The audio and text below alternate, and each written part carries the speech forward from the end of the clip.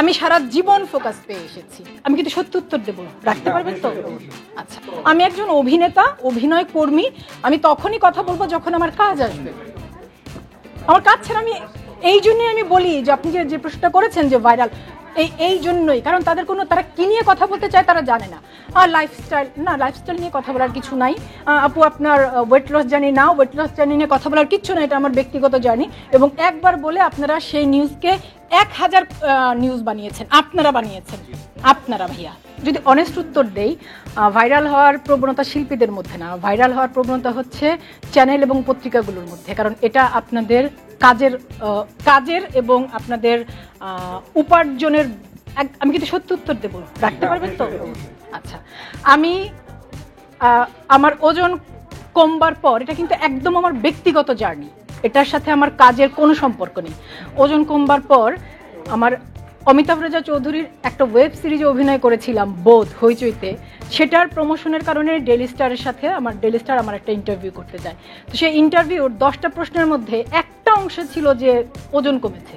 Daily স্টারের মনে হয়েছে যে ওটাই সবচাইতে গুরুত্বপূর্ণ লাইন, ওটা হেডলাইন হলো। প্রথম আলোর মনে হলো এটাকে নিউজ করতে হবে। প্রথম আলো থেকে মনজুর কাদের জি আমাকে ফোন করলেন এবং আমি মনে করেছি হ্যাঁ, একবার তো কথা বলাই যায়, কারণ পৃথিবীর সকল দেশের অভিনেতা অভিনেত্রীরাই বা তারকারা, যারা একসময় তারকা ছিলেন না, যেমন সারা আলী খান যখন অতিরিক্ত ওজনের ছিলেন তখন তিনি তারকা ছিলেন না, তারপরেও তার ওজন কমা, সোনম কাপুর, সারা আলী খান, তাদের ওজন কমা নিয়ে শত শত নিউজ হয়েছে। তারা কিন্তু তারকা হবার পর এটা করেনি। তো আমাদের দেশে যেহেতু আমি পরিচিত মুখ, আমি একবার কথা বলতে চেয়েছি, প্রথম আলোর সাথে আমি একবার কথা বলেছি, সেটাও মনজুর কাদের জিয়ার ফোনের কারণে। তারপরে গত 1 বছরের প্রথম আলো যত নিউজ করেছে আমার, কারণ আমি ফেসবুকে ঈদের দিনের ছবি দিয়েছি, সেটাও নিউজ, জন্মদিনের ছবি দিয়েছি, সেটাও নিউজ, এবং সেই নিউজের মাঝখানে একটা বড় অংশ আমার ওজন কমার স্টোরি। এবং বাংলাদেশের আর একটি পত্রিকার সাথে, একটি টিভি চ্যানেলের সাথে আমি কথা বলিনি। আপনারা আপনাদের প্রয়োজনে এটাকে নিউজ বানিয়েছেন। ভাইরাল হওয়া আপনাদের প্রয়োজন, চ্যানেলের প্রয়োজন, পত্রিকার প্রয়োজন, অভিনেতার প্রয়োজন না। এবং আরেকটা কথা বলি, আমাকে গত 1 বছরে এমন কোনো টিভি চ্যানেল নেই, এবং এখানে যারা আছেন আমি একদম নাম ধরে ধরে বলতে পারবো, Bangla vision, NTV, RTV, 71 TV, সময় টিভি, এমন কোনো টিভি চ্যানেল নেই যে চ্যানেল থেকে প্রতি মাসে আমাকে অন্তত একবার ফোন করা হয় না যে আপু আপনার সাথে কথা বলতে চাই। কি বিষয়? এমনি না, এমনিতে আমি কথা বলবো না। যখন আমার ছবি রিলিজ হবে, আমার ওটিটিতে কোনো ফিল্ম রিলিজ হবে, তখন আমি কথা বলবো, কাজ নিয়ে কথা বলবো। পেয়েছেন উত্তর? না, শেষ করে নেই। তারপরে আপনি যেটা বলেছেন ভাইরাল, সময়ের সাথে সাথে টার্ম বদলেছে। আমি একটু আগেও বলছিলাম যে আমরা যখন স্কুলে পড়েছি, আমি 90-এর দশকে বড় হওয়া মেয়ে, তো আমাদের সবার ঘরে ঘরে সালমান শাহ, শাবনূরের পোস্টার থাকতো, সালমান শাহ, মৌসুমীর পোস্টার থাকতো। যারা 90-এর দশকে বড় হওয়া ছেলে মেয়ে তারা বুঝতে পারবেন। শমিয়াপুর, বিপাশাপুর পোস্টার থাকতো। তো তখন তো সামাজিক যোগাযোগ মাধ্যমের সময় ছিল না।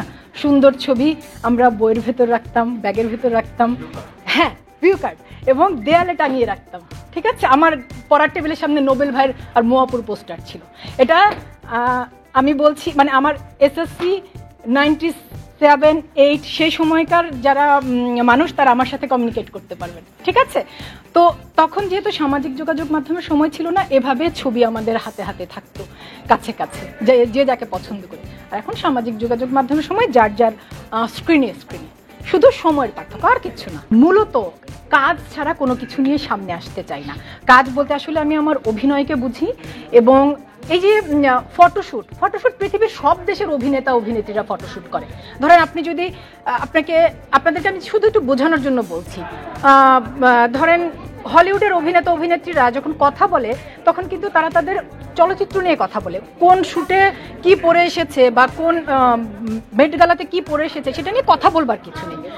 লুক হচ্ছে দেখবেন, ভালো লাগলে ভালো, ভালো না লাগলে নাই, শেষ। ওটা নিয়ে কথা বলার কিছু নেই। কথা একজন অভিনেতা তখন বলবে যখন তার কাজ আসবে। এবং এই একই জিনিস আমাদের পাশের দেশে, ধরেন আমি একদম উদাহরণ হিসেবে বলছি, কথা কারিনা কাপুর বছরে ছবি করে একটা, তো কারিনা কাপুর বছরে শুট করে 50টা। কারিনা কাপুর কি 50টা শুট নিয়ে কথা বলে? শুট নিয়ে তো কথা বলবার কিছু নেই। শুট হচ্ছে একটা ছবি, একটা লুক, দেখবেন ভালো লেগেছে, বাহ সুন্দর, ভালো লাগেনি, বাহ সেটাও সুন্দর, শেষ। ওটা তো কথা বলবো কাজ নিয়ে। আমার সামনে 2টো ছবি মুক্তি পাবার সম্ভাবনা আছে। একটি কৌশিক শঙ্কর দাসের দাফন, যে ছবিটির শুটিং শেষ করেছি, পরবর্তী ধাপের কাজ বাকি। এডিটিং মানে পরবর্তী ধাপের সেগুলো শেষ হলে মুক্তি পাবে, তখন কথা বলবো যখন মাসুদ পথিকের বক রিলিজ হবে, তখন কথা বলবো যখন শারিয়া নাজিম জয়ের একটি ওয়েব ফিল্মে কাজ করেছি শোধ, সেটা রিলিজ হবে তখন। এবং এই বছরের শুরুতে আমি আজকে যেমন আপনাদেরকে বলেছি না, আমি কিন্তু আপনাদের সময় দেবো, একটু অপেক্ষা করেন, আমি হেঁটে আসি। ঠিক এইভাবে সবাই দাঁড়িয়েছেন, সবার স্টার সিনেপ্লেক্সে এসকেএস টাওয়ারে আমার অসময় আমার ফিল্মের রিলিজ ছিল। আমি প্রতিটি সাংবাদিকের সাথে কথা বলেছি, একজন করে আমি প্রতিটি সাংবাদিকের সাথে কথা বলেছি। আমার পয়েন্ট হচ্ছে, আমি কাজ ছাড়া কথা বলতে চাই না। ফটোশুট পৃথিবীর সব দেশের অভিনেতা অভিনেত্রীরা করে।